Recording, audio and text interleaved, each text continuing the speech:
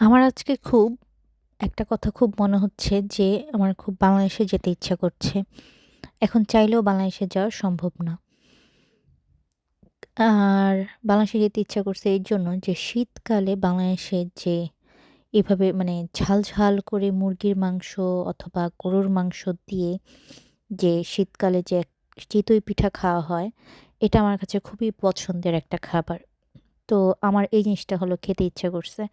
তো আমি এর জন্য এই যে দেখতে পারতেছেন, এটা আমি তো বাংলাদেশে যাওয়া সম্ভব না। তাই আমি এখানকার দোকান থেকে অনেক খুঁজে, খুঁজে আমি এই চিতই পিঠাটা খুঁজে বের করছি।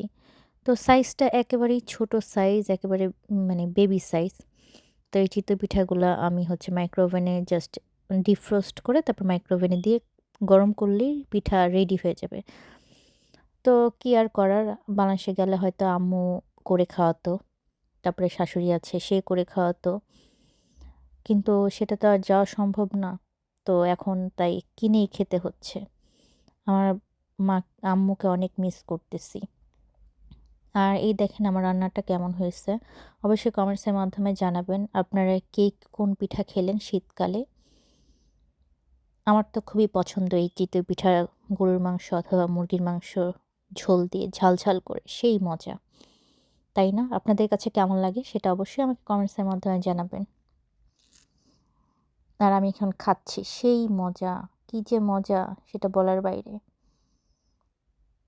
তবে মার হাতের রান্নার সাথে কিন্তু অন্য কোনো রান্নার কোনো তুলনা হয় না। অতুলনীয়।